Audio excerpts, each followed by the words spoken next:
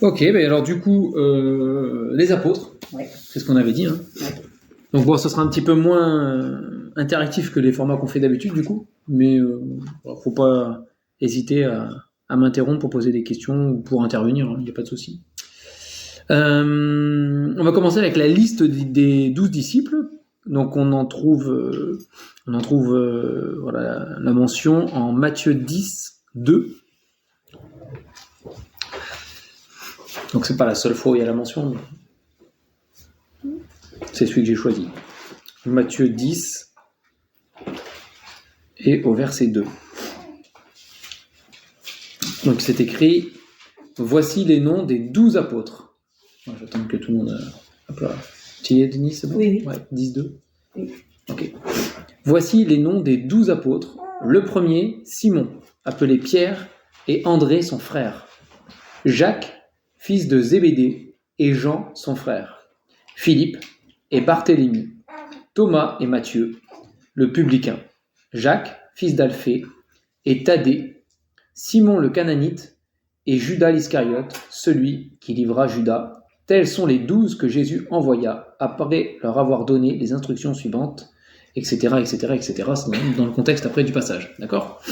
Donc on a là la liste des 12 apôtres. Donc je rappelle, apôtre, ça veut dire envoyé, d'accord ? Et là, dans le contexte, Jésus va les envoyer prêcher la bonne nouvelle du royaume dans les différentes villes et les différents villages qu'ils vont traverser. Okay ? Et donc il n'y avait pas que 12 qui suivaient Jésus. Donc c'est vrai qu'il y avait des foules qui le suivaient, mais parmi la foule qui le suivait, il y en avait qui étaient vraiment ses disciples. Et puis il y avait les curieux du coin, il y avait aussi parfois même les docteurs de la loi ou les scribes pharisiens qui venaient écouter et essayer de piéger. Il y avait des gens qui étaient intéressés d'une manière ou d'une autre. Donc il y avait dans la foule plein de personnes, et parmi la foule, il y avait les disciples, et parmi les disciples, il y a les 12 qui sont choisis particulièrement. Mais ce ne sont pas les seuls disciples, il y en a d'autres. Hein. Mais c'est vrai que les 12 apôtres, les 12 disciples, Jésus les a choisis particulièrement, eux, pour des missions spéciales. Un truc intéressant, avant de rentrer donc, dans le premier apôtre, mais un truc surprenant, c'est que, par exemple, il n'y a pas de Nathanaël qui était sous le figuier, et que Dieu avait vu, et qui l'appelle en disant « suis-moi », etc. Un peu comme l'appel de Nathanaël ressemble à l'appel des autres apôtres. Quand Jésus les croise, il dit « suis-moi ». Et en fait, il ne fait pas partie, même si on le retrouve après, plus tard, il me semble même qu'il est même après à la chambre haute et tout, etc. Il ne fait pas partie des 12. Donc c'est pour dire, il y en a d'autres, voilà, il n'y a pas que les 12, il y avait d'autres disciples qui suivaient Jésus, qui ont participé à tout aussi, depuis le début, qui ont suivi Jésus depuis le début, mais qui ne sont pas forcément après des apôtres. Voilà. Donc on a la liste là, il y en a qu'on connaît plus ou moins, il y en a qu'on ne connaît pas du tout, c'est comme ça.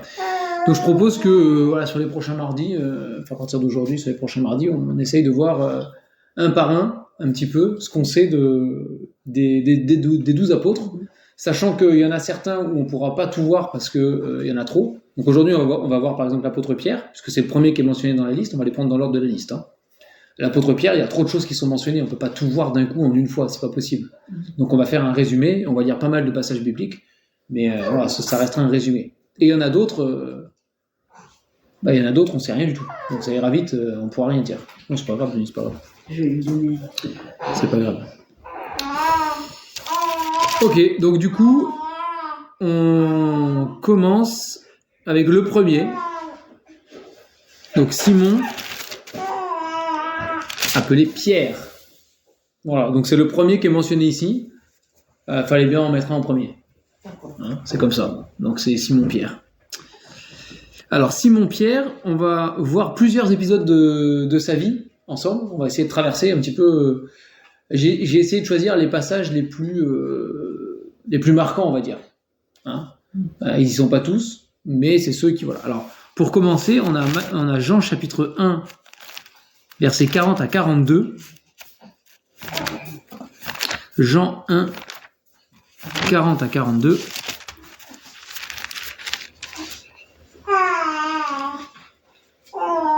Et donc c'est la première fois que voilà, qu'il y a une rencontre, on va dire, entre Jésus et Pierre.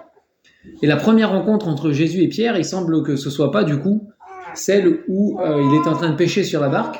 Jésus arrive, lui dit suis-moi et il part. Il avait déjà rencontré Jésus une fois, au moins une fois avant. Il faut savoir que le frère de Pierre, donc André, était un disciple de Jean-Baptiste. D'accord, donc on le verra quand on verra André, c'est le prochain sur la liste. Mais et donc André, en tant que disciple de Jean-Baptiste, était là quand Jésus, quand Jean-Baptiste, voilà, quand Jean-Baptiste a vu passer Jésus et qu'il a dit voici l'agneau de Dieu qui ôte le péché du monde. André, le frère de Pierre, était là. Et du coup, André a compris que Jean désignait le Christ. Et donc, il est parti le rapporter à Pierre. Et c'est ce qui nous est mentionné ici. Donc, Jean 1, au verset 41, il est dit « Ce fut lui qui rencontra le premier son frère Simon, et il lui dit « Nous avons trouvé le Messie », ce qui signifie le Christ. Et il le conduisit vers Jésus. Jésus, l'ayant regardé, dit « Tu es Simon, fils de Jonas, tu seras appelé Céphas, ce qui signifie Pierre. » D'accord ? Donc, première rencontre, c'est André qui allait chercher son frérot pour lui dire « On a trouvé le Messie ». Donc le frérot, il a suivi André, qui l'a amené à Jésus. Et donc, Pierre rencontre Jésus à ce moment-là. Et Jésus lui dit « Écoute, tu es Simon, fils de Jonas, mais ton nom va changer. Tu seras appelé Céphas, Pierre. » Et il semble pas que, voilà, en tout cas, la Bible ne nous rapporte rien d'autre de cette conversation. Est-ce que la conversation a duré ou pas ? On ne sait pas.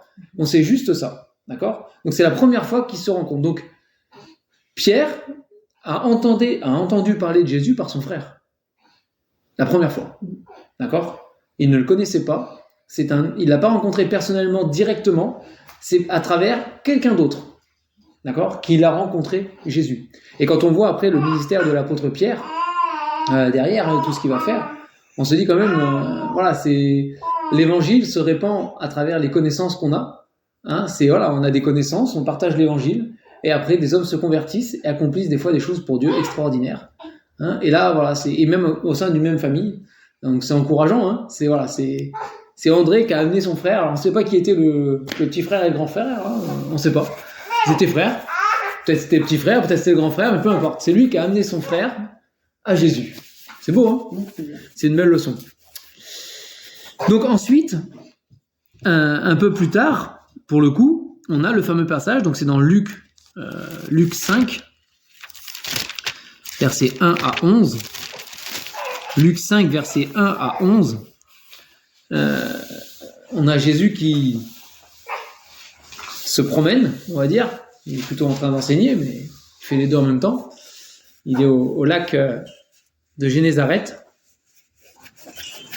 Et on a cette deuxième rencontre. Donc, comme Jésus se trouvait auprès du lac de Génézareth et que la foule se pressait autour de lui pour entendre la parole de Dieu, il vit au bord du lac 2 barques d'où les pêcheurs étaient descendus pour laver leurs filets. Il monta dans l'une de ces barques qui était à Simon et il le pria de s'éloigner un peu de terre. Puis il s'assit et de la barque il enseignait la foule. Lorsqu'il eut cessé de parler, il dit à Simon « Avance en pleine eau et jetez vos filets pour pêcher. » Simon lui répondit « Maître, nous avons travaillé toute la nuit sans rien prendre, mais sur ta parole, je jetterai le filet. » L'ayant jeté, ils prirent une grande quantité de poissons et leurs filets se rompaient. Ils firent signe à leurs compagnons qui étaient dans l'autre barque de venir les aider. Ils vinrent et ils remplirent les 2 barques au point qu'elles enfonçaient. Quand il vit cela, Simon-Pierre tomba aux genoux de Jésus et dit « Seigneur, retire-toi de moi, parce que je suis un homme pécheur. » Car l'épouvante l'avait saisi, lui et tous ceux qui étaient avec lui, à cause de la pêche qu'ils avaient faite. Il en était de même de Jacques et Jean, fils de Zébédée, les associés de Simon. Alors Jésus dit à Simon, « Ne crains point, désormais tu seras pêcheur d'hommes. » Et, ayant ramassé les barques à terre, ils laissèrent tout et le suivirent. Donc ça, il semblerait que ce soit la deuxième fois du coup que Pierre rencontre Jésus. Et il l'appelle maître, puisque voilà, son frère l'avait désigné comme étant le Messie, le Christ, celui qui devait venir. Donc c'est pas surprenant du coup que Pierre désigne Jésus comme maître et qu'il obéisse à la parole finalement qui est donnée. Mais on voit quand même qu'il ne s'attendait pas du tout à ce que Jésus ait une telle puissance. Donc il avait rencontré Jésus, mais il n'avait pas encore compris exactement tout ce que c'était, tout ce que ça impliquait et tout ce qu'était Jésus. Il lui fallait apprendre par l'expérience aussi à connaître Jésus réellement tel qu'il était. Et là, quand il voit les poissons et la barque et tout, alors c'est Pierre, on va le voir, on le sait, il a un caractère assez franc, assez cash. Il dit ce qu'il pense, et c'est souvent, voilà, il y a pas de faux semblant, c'est réellement ce qu'il pense. Alors des fois c'est bon, des fois c'est à côté de la plaque par rapport à la réalité, mais c'est ce que lui pense vraiment toujours. C'est les pensées de son cœur qui sont révélées. Et donc là, voilà, la pensée de son cœur tout de suite, c'est au verset 8, Seigneur, retire-toi de moi, parce que je suis un homme pécheur. Tout de suite. Quand il voit la puissance de Dieu, il comprend que c'est un homme saint. Alors, peut-être pas encore tout le Messie et tout ce qui va en suivre, il n'a peut-être pas tout compris, mais il comprend, c'est un prophète, c'est un homme envoyé de Dieu, c'est un saint. Et moi, Pierre, il dit, moi, je suis pourri. Je suis un homme pécheur, je suis un homme mauvais. Pierre, il était pas, voilà, il faisait pas partie, on le voit, souvent, il fait pas partie de ces hommes qui comptent sur leur propre justice, ou qui se croient des hommes droits, des hommes bons, des hommes bien, des hommes qui n'ont pas besoin de pardon. C'est pas le cas de Pierre. Pierre, il le dit tout de suite. Moi, je suis un homme pécheur. Donc voilà, il est clair, il reconnaît son état devant Dieu. Et il était épouvanté, comme tout le monde. On voit souvent Pierre plein de fougue dans plein de passages. On en verra quelques-uns, mais voilà, il a de la fougue. On a l'impression qu'il a peur de rien, mais c'est pas vrai. C'est un homme qui avait peur aussi. Et là, il a peur. Il est épouvanté. Donc ce passage est à mettre en parallèle avec le passage dans les autres évangiles, où Jésus marche sur le bord de la plage, où il se trouve sur le bord de la plage du lac, entre guillemets, et où il dit à Pierre et André, suivez-moi, et où il quitte la barque, les filets et tout, et ils le suivent. En fait, c'est le même moment. Il n'est pas relaté pareil. Dans les autres passages, il n'est pas fait mention nécessairement de l'enseignement de Jésus sur la barque, de la pêche miraculeuse, etc. Il y a un raccourci qui est pris dans la manière dont c'est raconté. Il est juste raconté la finalité, que Jésus les a rencontrés là, et qu'il leur a dit « venez », et qu'ils ont laissé les filets, qu'ils sont partis. Mais voilà, en tout cas, ils laissèrent tout et le suivirent. C'est quand Jésus dit « suis-moi », voilà, ils y vont. Donc on va s'attarder sur Pierre, mais Pierre en tout cas lui il y va. Alors j'ai noté un autre passage un peu plus loin, c'est dans Matthieu. Matthieu 14, 28. C'est probablement le passage. Voilà, c'est autre. Voilà. Donc Matthieu 14, 28. Et on va le voir, mais tout ce portrait de Pierre nous montre finalement un homme qui est comme nous. C'est ça qui est intéressant. C'est que même si on voit qu'il a fait plein de choses, plein de grandes choses, après même pour le Seigneur, on voit ça surtout dans le livre des Actes, mais c'est un homme qui est comme nous en fait. Pierre, il a des doutes. Pierre, il est pécheur. Pierre, il a des péchés qui sont mentionnés même dans la Bible pour certaines choses. Il est vraiment un homme comme nous, quoi. Il est un homme qui même va aller très loin, on va le voir, parce qu'il va renier carrément Jésus. Mais c'est un homme de la même nature que nous, en fait. Il est fragile, il est faible, même s'il a beaucoup de bonne volonté. C'est vrai, il a beaucoup de bonne volonté. Il a une certaine sincérité quand même, il reconnaît les choses. Mais c'est un homme qui est faible. C'est un homme qui est faible. Et donc là, par exemple, en Matthieu 14, c'est l'épisode où Pierre va marcher sur l'eau. Jésus marche sur l'eau en arrivant. Ça c'est le contexte. Il vient vers eux, ils sont dans la barque déjà, et voilà, la mer est battue, la barque est battue par les flots, par les vagues. Le vent est contraire, enfin voilà, ça va pas, ils sont un peu à l'arrêt là, ça avance pas bien, ça se passe pas très bien. Et il y a Jésus qui avance sur l'eau en marchant. Et puis au verset 28, Pierre, il dit, pardon, pas verset 28, verset 28, c'est ça. Pierre lui répondit, Seigneur, si c'est toi, ordonne que j'aille vers toi sur les eaux. Et là, voilà, on voit le tempérament de Pierre, voilà, quelque part, il met un peu à l'épreuve Jésus aussi, hein, et je pense que c'est Pierre, il se met lui-même peut-être aussi un peu à l'épreuve par rapport à sa foi, je sais pas. En tout cas, il dit, voilà, ordonne que j'aille sur toi vers l'eau. C'est quand même, je sais pas si on aurait pensé à dire ça, mais Pierre lui, il le dit, quoi. C'est, Seigneur, si c'est toi, ordonne que j'aille sur toi, jusqu'à toi, voilà, en marchant sur l'eau aussi. Moi aussi, je veux le faire, hein. Et rien n'est impossible. Alors, Jésus, il lui dit, viens, au verset 29, hein, viens. Pierre sortit de la barque et marcha sur les eaux pour aller vers Jésus. Incroyable, hein. Mais voyant que le vent était fort, il eut peur et il commençait à s'enfoncer. Il s'écria, Seigneur, sauve-moi. Aussitôt, Jésus étendit la main, le saisit et lui dit, homme de peu de foi, pourquoi as-tu douté? Et ils montèrent dans la barque et le vent cessa. Ceux qui étaient dans la barque vinrent adorer Jésus et dire, tu es véritablement le Fils de Dieu. Et donc on retrouve notre Pierre là, qui a suivi Jésus, qui avait vu déjà quelques miracles, hein, du Seigneur et qui avait compris que voilà, il y avait chez Jésus une puissance qui dépassait l'entendement, hein. Et donc il dit, voilà, je viens. Et c'est encore une fois, c'est nous.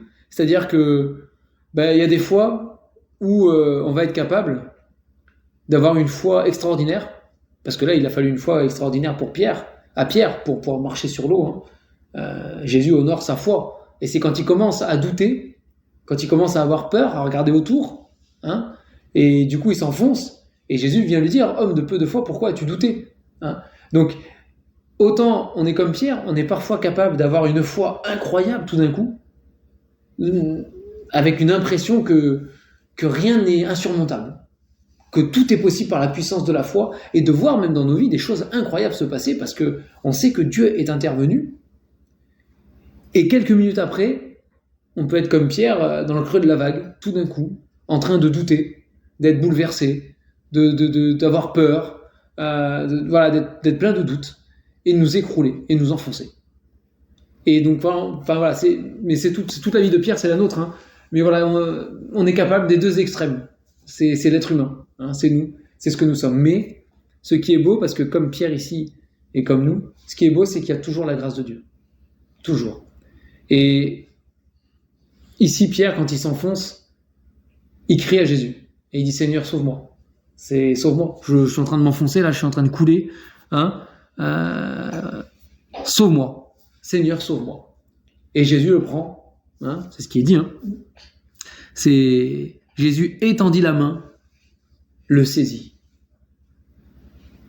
Et il le remonte. Et il le met dans la barque. Hein, il le ramène au point de départ, avec une leçon apprise en cours de route, enfin en cours de route sur l'eau, mais une leçon apprise entre les deux, mais il le ramène quand même en sécurité, hein, il le ramène dans la barque. Et voilà, on peut avoir des gros éclats de génie, entre guillemets, avec le Seigneur, des éclats de foi, hein, voilà, waouh. Et puis des fois être totalement au fond du trou. Mais on peut compter sur le Seigneur. Si on lui dit Seigneur, sauve-moi, il prend et il nous remet à l'abri. Hein. Et à partir du moment où Jésus monte dans la barque, il dit le vent s'arrête, ils sont au sec, ils sont en sécurité, tout va bien, parce qu'ils sont avec Jésus. Et donc bien sûr, après derrière, ils vont l'adorer. Hein. Ben voilà, tu es véritablement le Fils de Dieu. Là, il y a quelque chose. Hein. De la même manière que dans d'autres épisodes, hein, Jésus va calmer la tempête. Hein, c'est une autre foi, c'est pas la même foi. Hein. Quand Jésus dort dans le bateau là. Dans la barque, et puis il se lève et il dit tais-toi, puis tout se calme. Et de la même manière, ils sont même ils ont peur, hein, ils ont une certaine frayeur, une certaine crainte ici. Donc un peu plus loin en Matthieu 16, 15 à 19.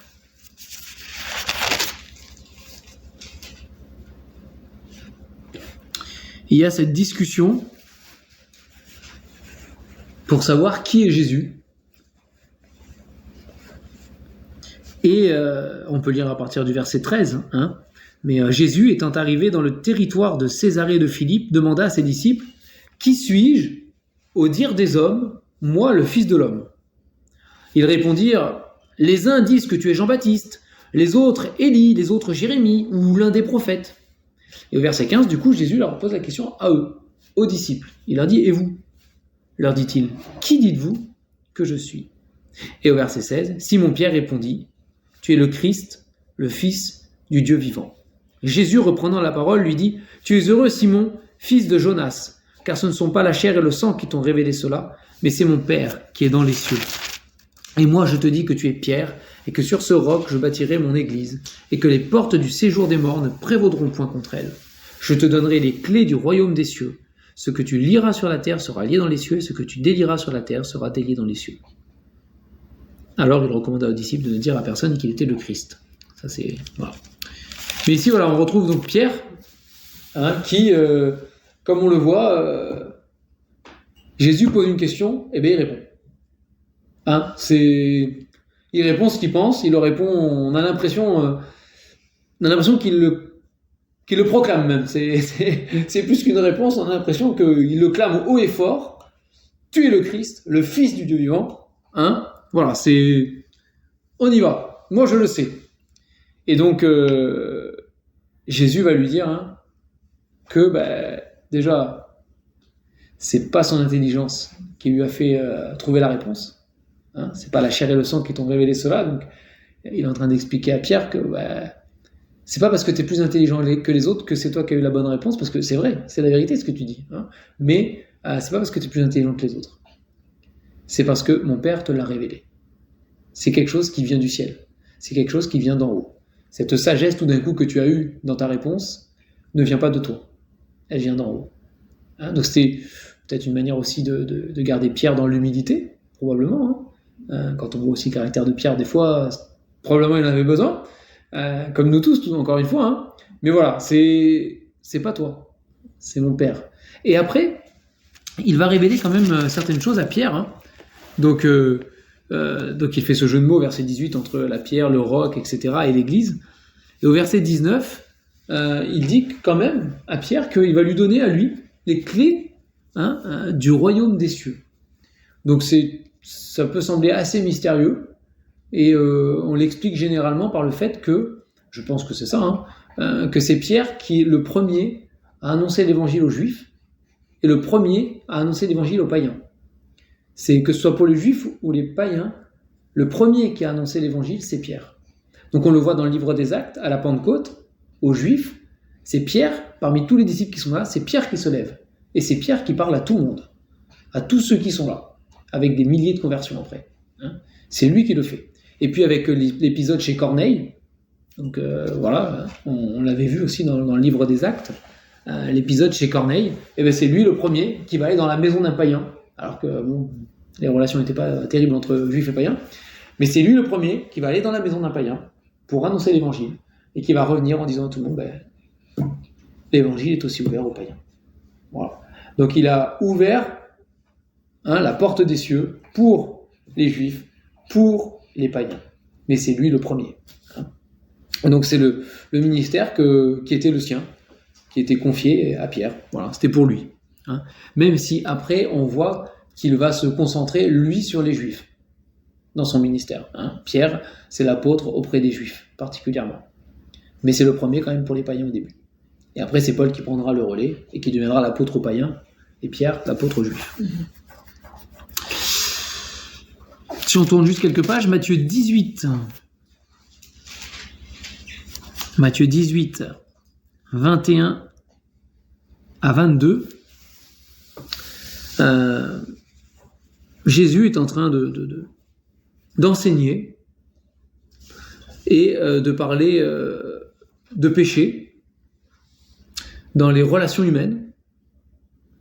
Il est en train d'enseigner qu'on est responsable aussi les uns les autres dans la famille de Christ. On est responsable de s'encourager, de se reprendre s'il le faut, de se pardonner les uns les autres, etc.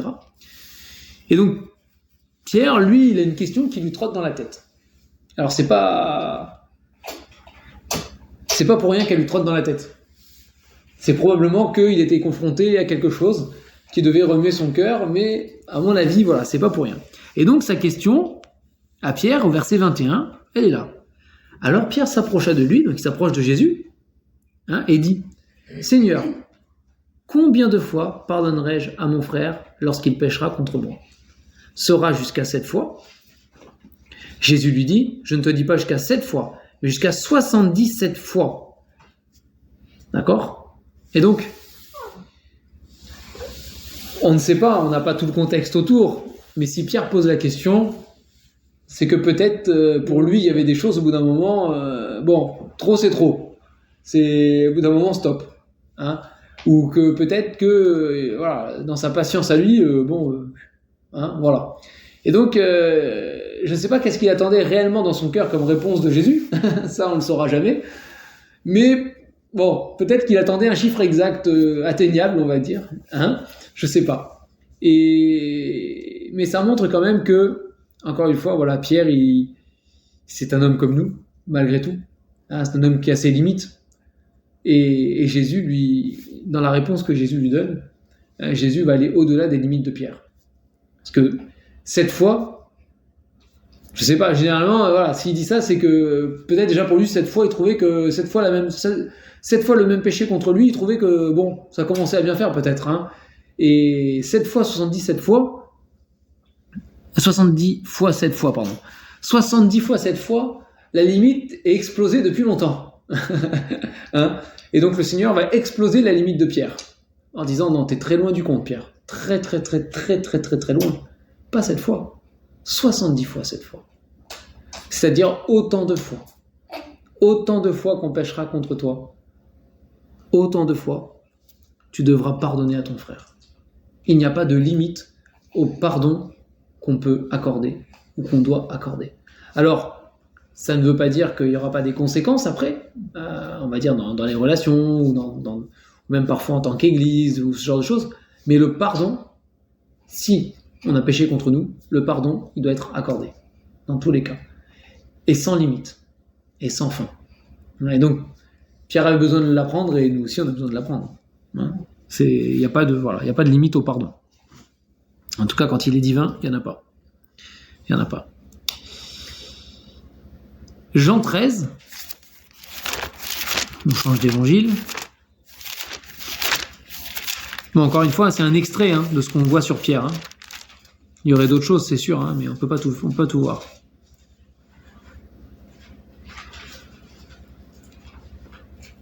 Donc Jean 13, on va lire les versets 1 à 17.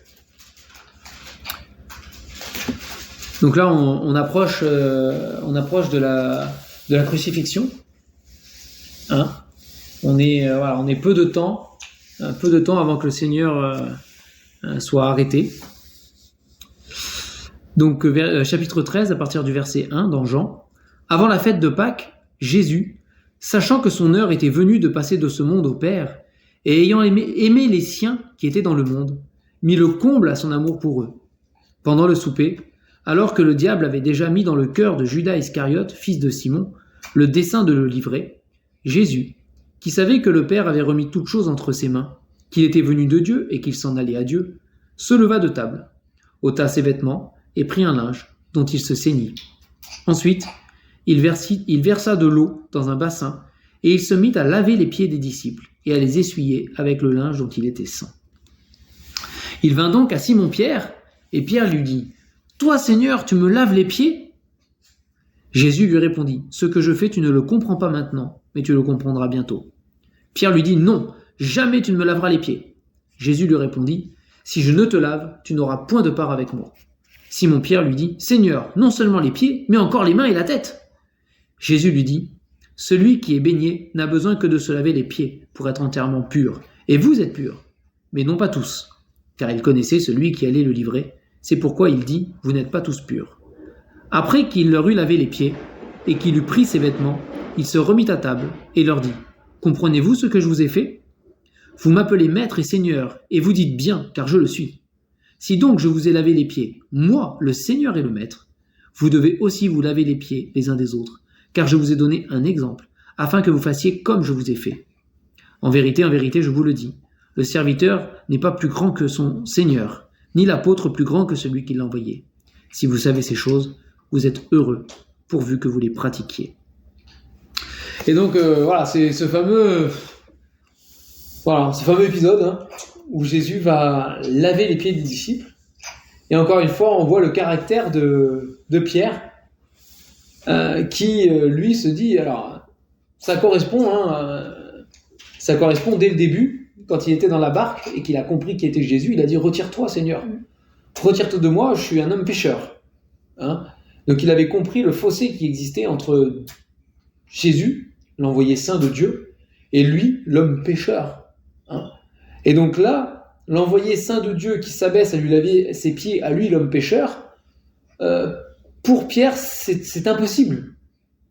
Et donc, il lui dit, non, jamais tu me laveras, carrément. C'est pas juste, ouais, je suis pas sûr que c'est une bonne idée, moi je comprends. Non, il est catégorique, Pierre. Non, jamais tu me laveras les pieds. Jamais tu me laveras. Et quand Jésus lui dit, mais si je te lave pas, tu pourras pas avoir une part avec moi. Là, c'est carrément, lave-moi la tête, lave-moi les pieds, tout, entièrement. Donc, on voit chez Pierre vraiment un cœur qui est entier.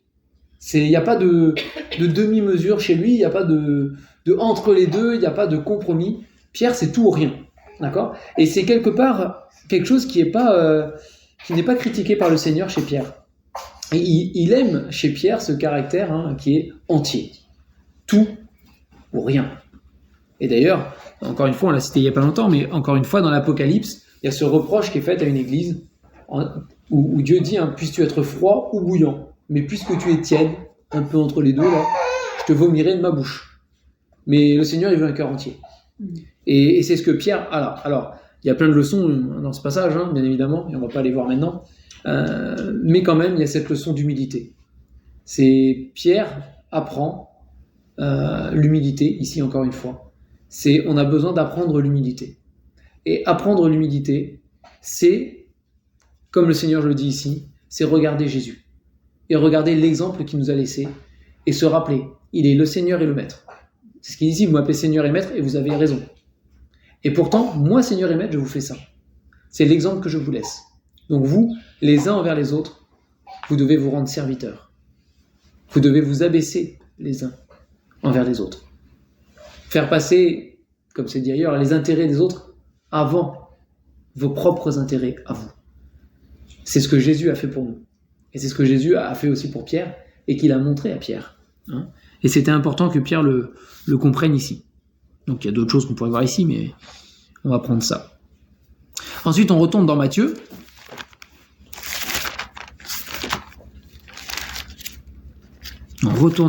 Matthieu chapitre 16. Matthieu 26, pardon. Matthieu 26.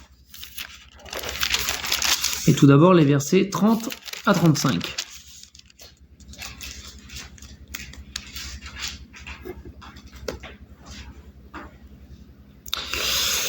Donc là, on se rapproche encore plus, on va dire, du moment où Jésus sera arrêté.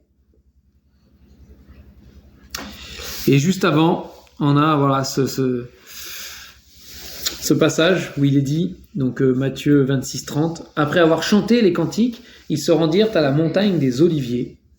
Alors Jésus leur dit, « Je serai pour vous tous, cette nuit, une occasion de chute. Car il est écrit, je frapperai le berger, et les brebis du troupeau seront dispersées. Mais après que je serai ressuscité, je vous précéderai en Galilée. » Pierre, prenant la parole, lui dit, « Même si tu étais pour tous une occasion de chute, tu ne le seras jamais pour moi. » Jésus lui dit, « Je te le dis en vérité, cette nuit même, avant que le coq chante, tu me renieras 3 fois. » Verset 35, Pierre lui répondit, « Même s'il me fallait mourir avec toi, je ne te renierai pas. » Et tous les disciples dirent la même chose. Mais c'est Pierre qui le dit en premier. D'accord ? Et donc là, encore une fois, on voit le cœur de Pierre et sa volonté d'avoir une foi parfaite. Comme quand il a dit, Seigneur, si c'est toi, ordonne que je vienne sur l'eau avec toi. Il y a la volonté chez Pierre d'avoir une foi parfaite, une confiance absolue jusqu'à la mort.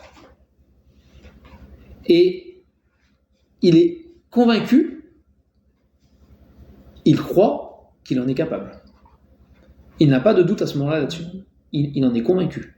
Pierre n'est pas en train de de jouer un rôle.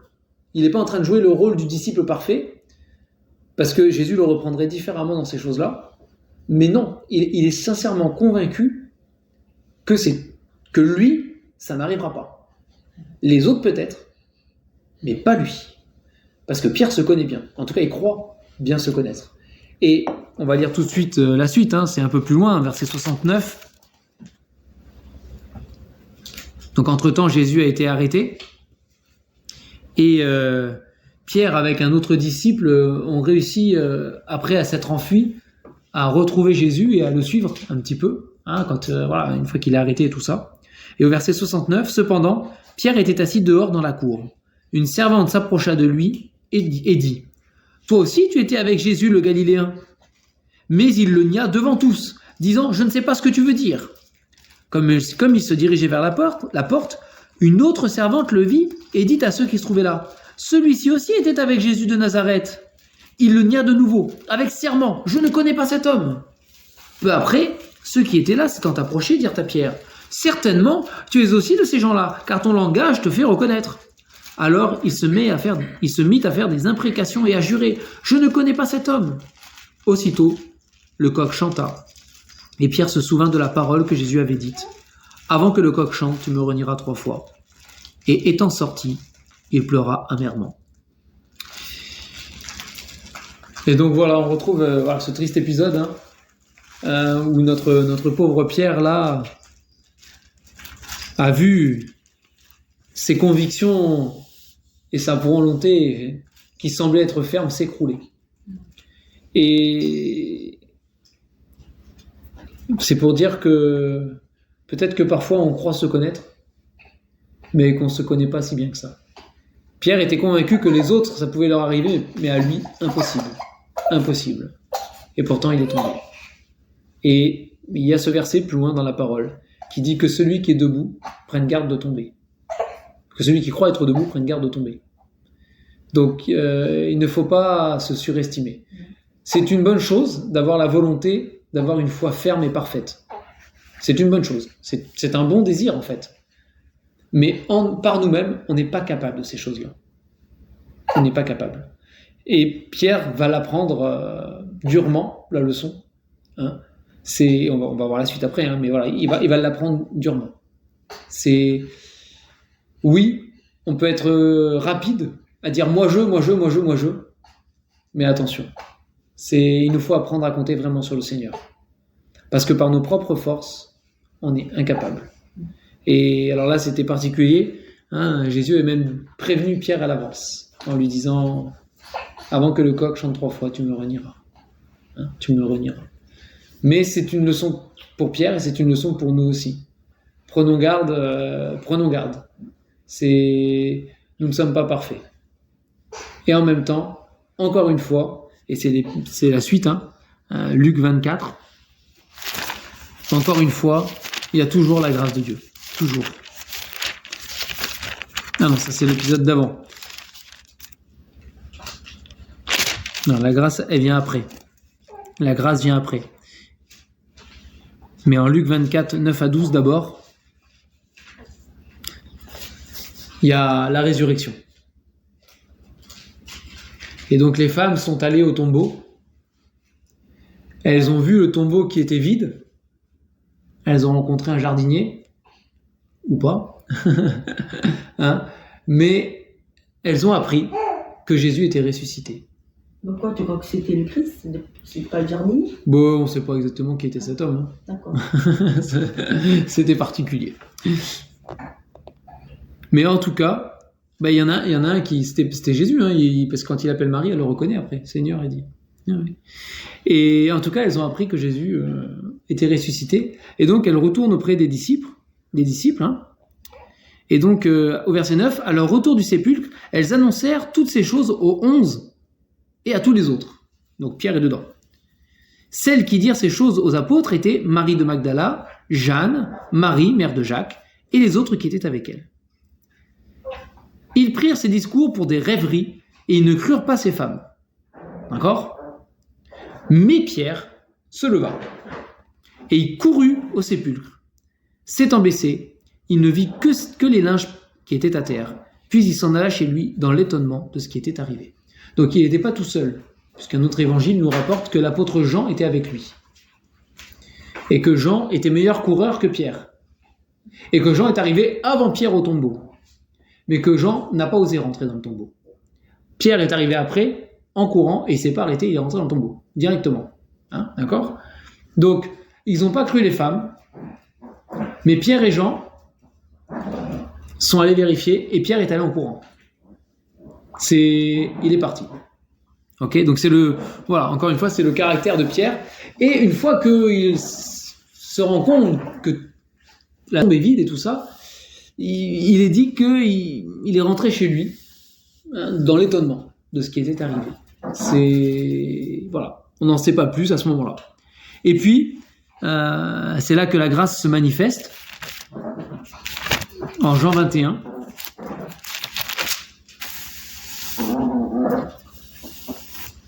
Jean 21, 15 à 22.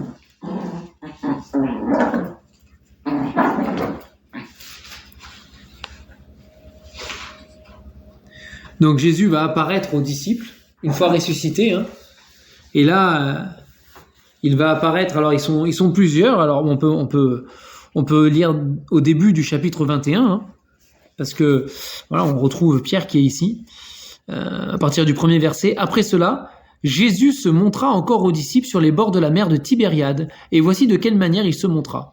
Simon-Pierre, Thomas, appelé Didyme, Nathanaël de Cana, en Galilée, les fils de Zébédée et deux autres disciples de Jésus étaient ensemble. Simon-Pierre leur dit « Je vais pêcher ». Ils lui dirent « Nous allons aussi avec toi ». Ils sortirent et montèrent dans une barque, et cette nuit-là, ils ne prirent rien. Le matin étant venu, Jésus se trouva sur le rivage, mais les disciples ne savaient pas que c'était Jésus. Jésus leur dit « Enfants, n'avez-vous rien à manger ?» Ils lui répondirent « Non ». Il leur dit « Jetez le filet du côté droit de la barque et vous trouverez ». Ils le jetèrent donc, et ils ne pouvaient le retirer à cause de la grande quantité de poissons. Alors le disciple que Jésus aimait, c'est l'apôtre Jean, hein, dit à Pierre « C'est le Seigneur !» Et Simon-Pierre, dès qu'il eut entendu que c'était le Seigneur, mit son vêtement et sa ceinture, car il était nu, et se jeta dans la mer. Les autres disciples vinrent avec la barque, tirant le filet, plein de poissons, car il n'était éloigné de terre que d'environ 200 coudées. Lorsqu'ils furent descendus à terre, ils virent là des charbons allumés, du poisson dessus et du pain. Jésus leur dit « Apportez les poissons que vous venez de prendre. » Simon-Pierre monta dans la barque et tira à terre le filet plein de 153 grands poissons. Ils les ont comptés, hein. Et quoi qu'il y en ait tant, le filet ne se rompit pas. Jésus leur dit « Venez, mangez. » Et aucun des disciples n'osait lui demander « Qui es-tu ?» sachant que c'était le Seigneur. Jésus s'approcha, prit le pain et leur en donna. Il fit de même pour les poissons. C'était déjà la 3e fois que Jésus se montrait à ses disciples depuis qu'il était ressuscité des morts.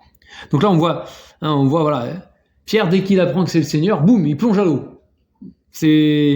Voilà.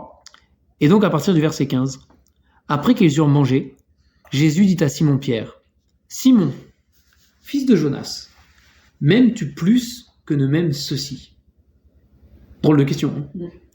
Il lui répondit, « Oui, Seigneur, tu sais que je t'aime. » Jésus lui dit, « Paie mes agneaux. » Et donc,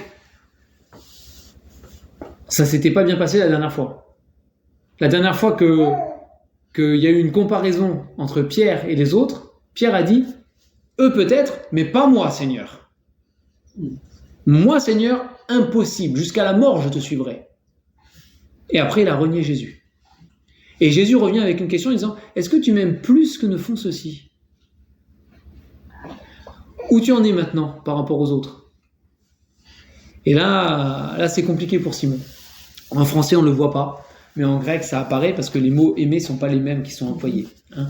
Et voilà, Jésus lui dit « Est-ce que tu m'aimes agapé, de l'amour le plus fort possible qui existe au monde hein. L'amour vraiment réservé à Dieu. Quoi. » Et Pierre, quand il répond « Seigneur, tu sais que je t'aime », il n'emploie pas ce mot-là. Il emploie un mot plus faible, un amour plus faible, parce qu'il ne se sent pas digne.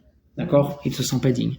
Et donc, Jésus va recommencer. Il lui dit une deuxième fois, verset 16, « Simon, fils de Jonas, m'aimes-tu » Pierre lui répondit, « Oui, Seigneur, tu sais que je t'aime. » Jésus lui dit, « Paie mes brebis. » Il lui dit pour la 3e fois, « Simon, fils de Jonas, m'aimes-tu » Pierre fut attristé de ce qu'il lui dit pour la 3e fois, « M'aimes-tu » Et il lui répondit, « Seigneur, tu sais toutes choses, tu sais que je t'aime. » Jésus lui dit, « Paie mes brebis. » Et donc, c'est la grâce de Dieu qui se manifeste Hein, Jésus, dans cette discussion, montre aussi à Pierre, je t'ai pardonné.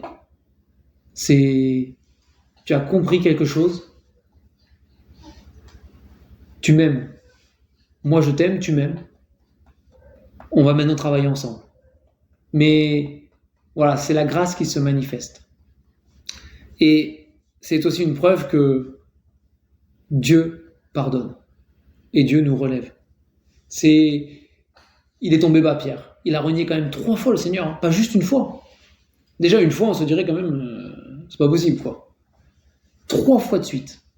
3 fois de suite. Et quand on a lu le texte, hein, il est dit par des imprécations, il a juré, non, je jure, sur le ciel, je jure que jamais je n'ai vu cet homme, je ne le connais pas.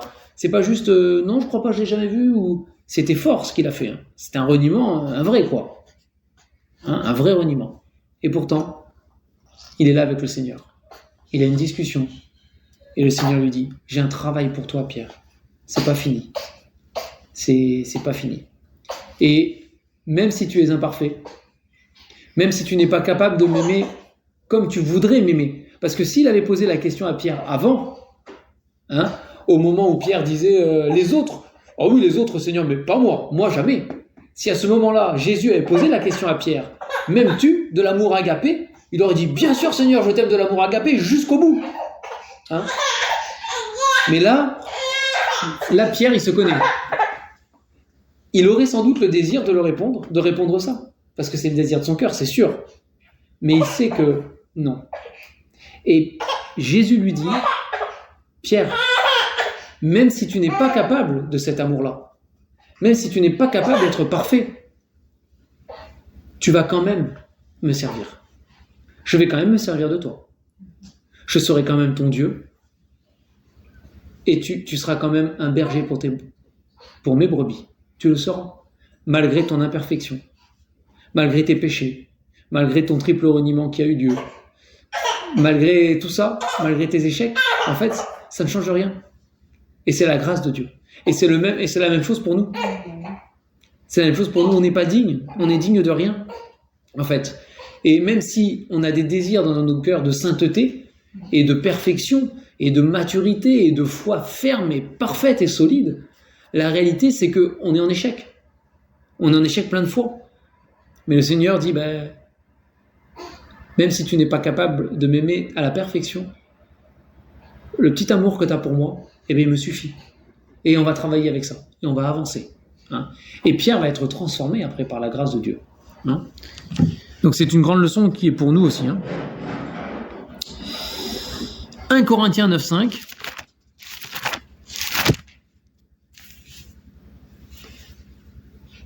Donc j'ai sauté volontairement le livre des Actes, parce que ça faisait trop. D'accord ? Ça faisait trop. Donc j'ai sauté les livres des Actes. Dans le livre des Actes, Pierre est fidèle. C'est ce qu'on peut noter. Hein, si on peut noter quelque chose de Pierre dans le livre des Actes, c'est sa fidélité. Il est là avec les autres disciples à écouter Jésus et à voir Jésus qui part au ciel. Il est là dans la chambre haute avec les autres disciples à attendre exactement comme Dieu l'avait demandé. Il reçoit le Saint-Esprit avec les autres. C'est lui qui, selon ce que Dieu lui a demandé, se lève et prêche à tous les Juifs qui sont là avec fidélité le message de Dieu, et il y a des conversions. C'est lui qui après va fidèlement obéir à la vision qu'il va recevoir et va aller chez Corneille qui est un païen pour annoncer l'évangile, d'accord ? Donc on voit dans le livre des Actes une fidélité, d'accord, de Pierre, ok ?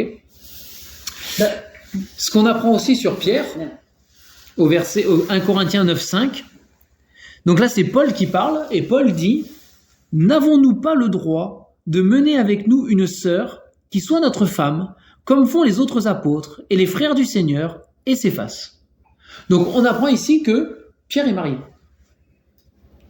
avec une chrétienne.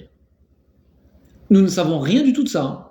À part que c'est marqué là, on n'a aucun détail dans toute la parole de Dieu. On ne sait rien du tout. Mais on sait que Pierre exerçait un ministère en étant marié et que sa femme l'accompagnait. C'est tout ce qu'on sait. Et qu'elle était au Seigneur. puisqu'il le dit, hein, n'avons-nous pas le droit de mener avec nous une sœur qui soit notre femme? Donc voilà, c'était une enfant de Dieu aussi. Hein. Et on le sait. Donc, ça nous apporte peut-être pas grand-chose, mais c'est quand même à noter. Donc Pierre était pas tout seul, il était marié. Et il était soutenu, donc du coup, par son épouse, sans aucun doute, hein, dans tout son ministère, même si on ne sait pas, on n'a pas de détails, on ne sait pas son nom, on ne sait pas qui c'est, on ne sait rien du tout. Est-ce qu'il était déjà marié quand le Seigneur l'a appelé et que c'est sa femme qui s'est convertie, comme lui? Est-ce qu'il était célibataire et qu'il s'est marié après avec une chrétienne? On n'en sait rien. Hein, on n'a pas de détails. Mais il était marié. Bon, c'est un détail, mais ça fait partie de sa vie, quand même. Hein. Et c'est un détail qui, pour lui, sans aucun doute, avait une importance. Pour nous, c'est un détail parce qu'on sait rien, mais lui, il vivait avec, et c'était forcément important pour lui. Donc, on ne sait pas pourquoi il n'y avait pas le droit. Qu'elle le suive. Si, elle le suivait, justement. Oui, mais pourquoi elle... Non, Paul, il dit, n'avons-nous pas le droit, comme les autres, de mener, etc. C'est parce que là, c'est dans un contexte particulier, hein, Corinthiens 9. Hein. Mais, il dit qu'il aurait le droit de le faire, mais, voilà, Bon, il est en train de défendre parce qu'il y avait des gens qui critiquaient Paul, en fait. Il est en train de se défendre par rapport à d'autres sujets. Bon, là, on va pas rentrer dans les détails parce que ce serait une étude à part entière. Hein. Mais voilà, Paul avait choisi un style de vie qui était le sien et qui déplaisait à certains ou, disons qu'en tout cas, certains utilisaient le style de vie de Paul pour essayer de discréditer son ministère. Voilà. Et Paul est en train d'expliquer que c'est pas parce qu'il a le droit de faire des choses qu'il va forcément les faire. Voilà. Et donc Paul était célibataire. Il le dit dans 1 Corinthiens, notamment. Justement. Donc lui, c'était pas son cas. Mais pour Pierre, en tout cas, voilà, on apprend qu'il était marié. Et ce qui est intéressant encore, en Galates chapitre 2, versets 11 à 14, c'est que Pierre, même après avoir vécu toutes ces choses avec le Seigneur, même après avoir été transformé par la grâce de Dieu vraiment et par le pardon du Seigneur, même en exerçant tout le ministère qu'il a pu exercer, et même dans la fidélité envers le Seigneur dont il a fait preuve après, il restait un homme pécheur, avec des défauts, et parfois des défauts qui se sont transformés en péché.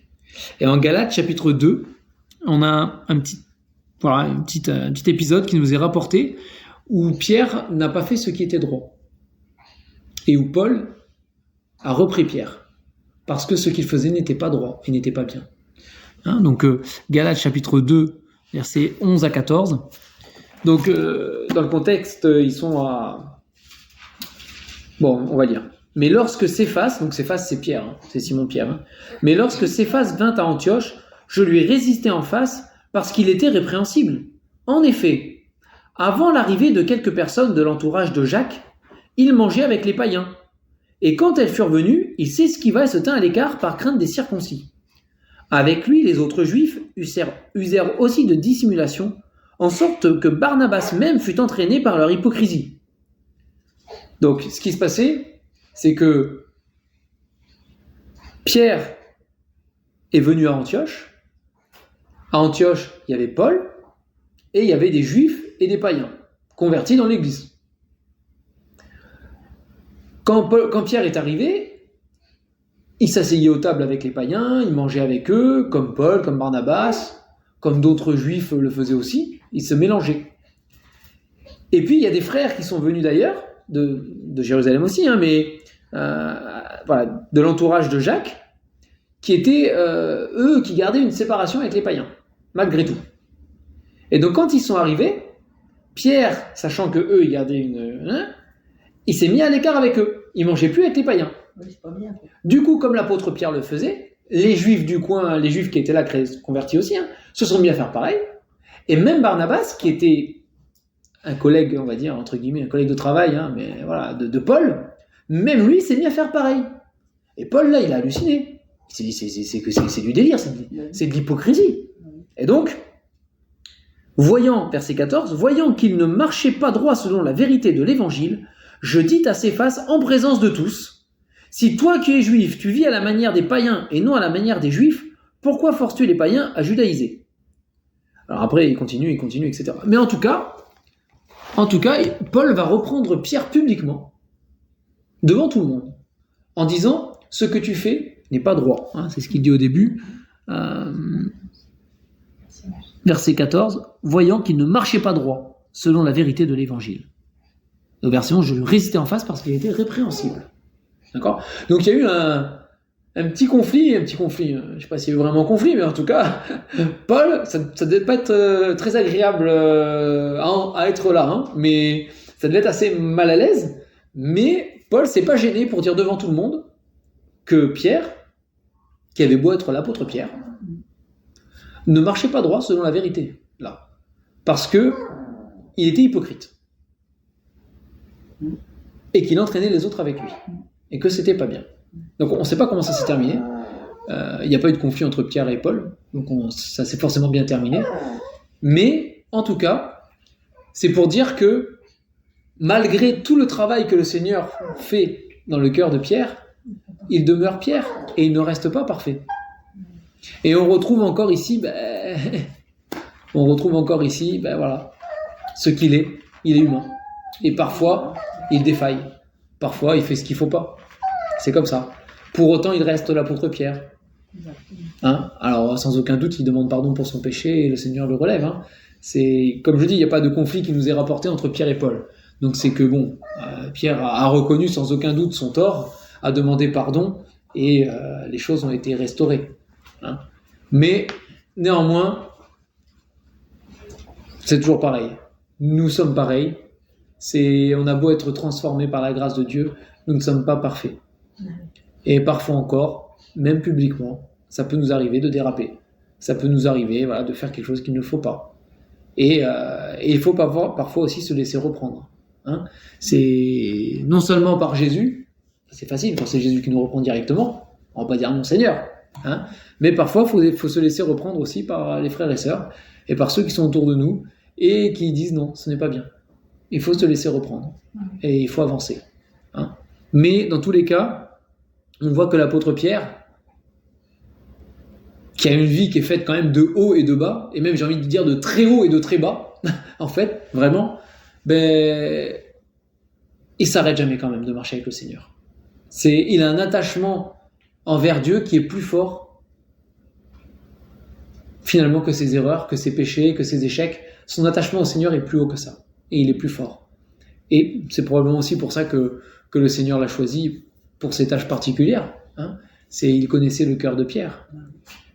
Pas un cœur de Pierre, il n'avait pas un cœur de Pierre, mais c'était Pierre qui avait un cœur, quoi. Voilà, bref. Le cœur de Simon Pierre.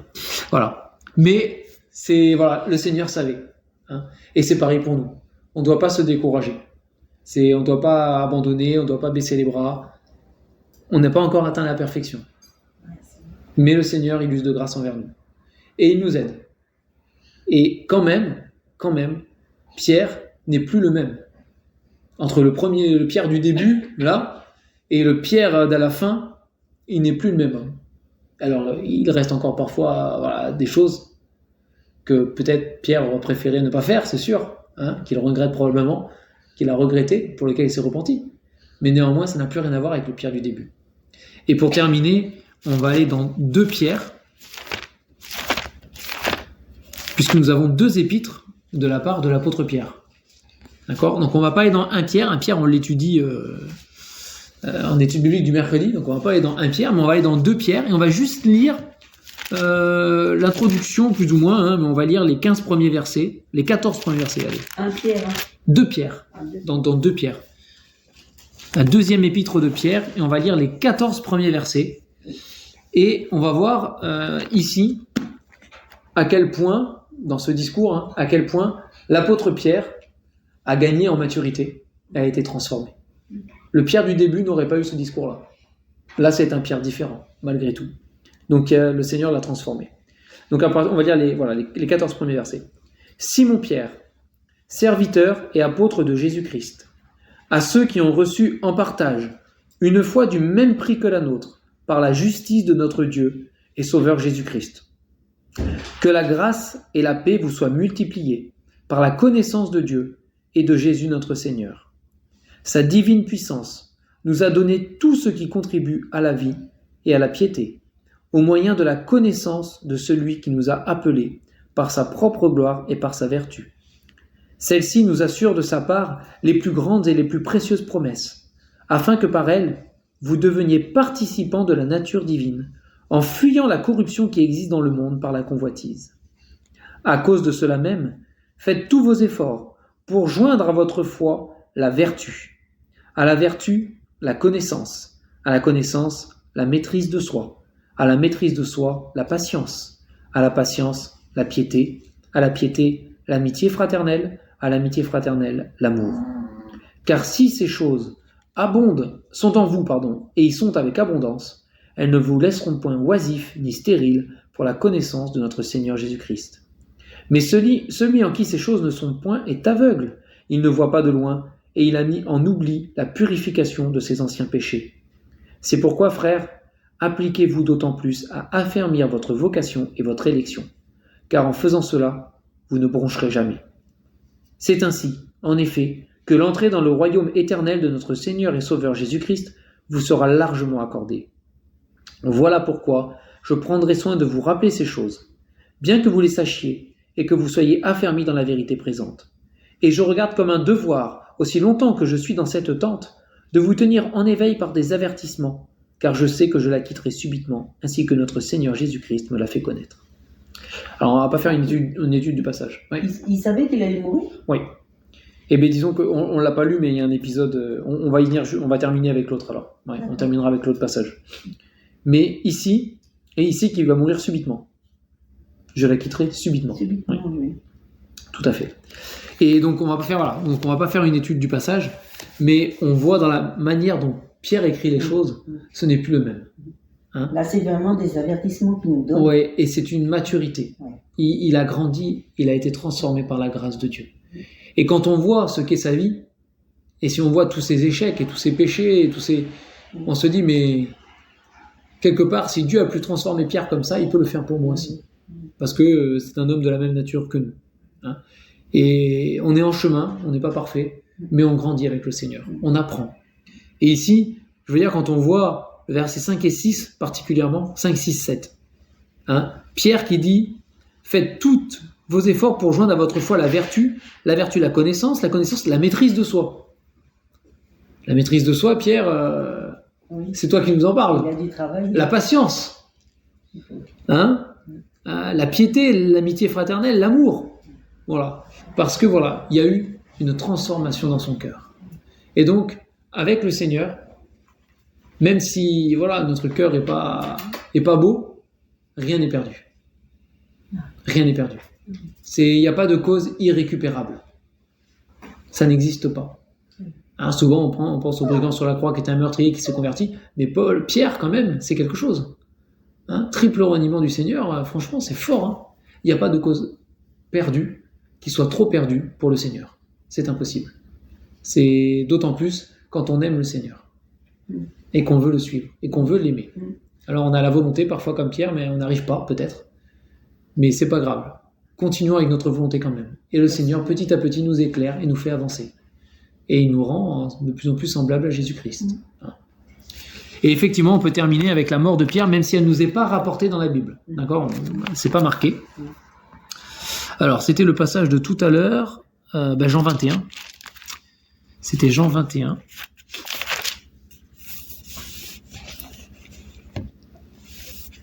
Jean 21, 18 à 19.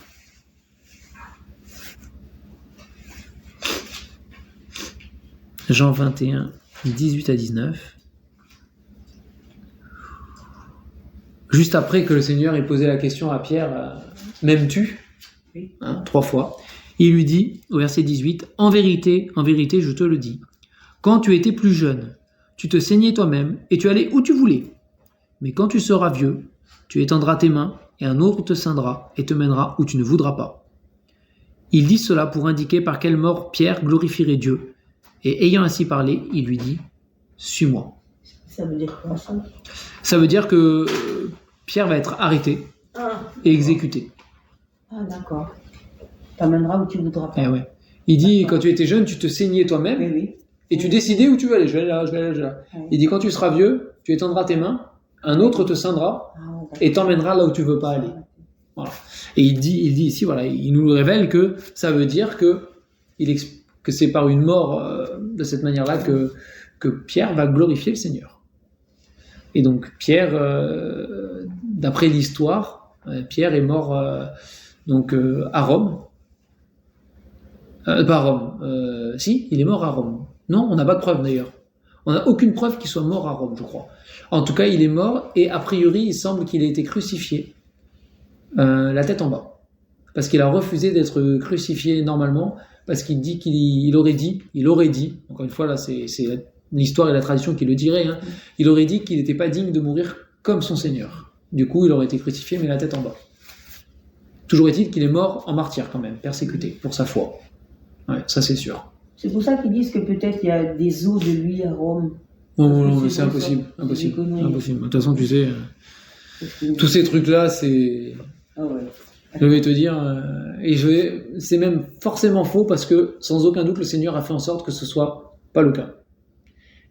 Puisque c'est pas normal, l'Église catholique. Déjà, et de la même manière que on sait dans la Bible, par exemple, que Dieu a pas permis que les Juifs récupèrent le corps de Moïse. On avait vu ça. Oui. Satan voulait récupérer le corps et tout, etc. Et il y a eu voilà. Dieu n'a pas permis parce que alors là, ils auraient idolâtré le corps de Moïse.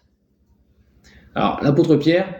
Oui. Dieu n'a pas permis non plus, c'est sûr et certain. Il n'y a pas aucun des apôtres, hein. C'est bon à savoir, hein. Ni même le propre, ni même tout ce qui est le Saint-Suaire et tout le bazar là. Ça c'est jamais Dieu n'aurait permis qu'on récupère un bois de la croix qui doit être bien pourri depuis et bien décomposé. Donc c'est forcément pas le bon. J'ai encore entendu voilà. ça à la télé. Ni un clou, ni quoi que ce soit. Oui.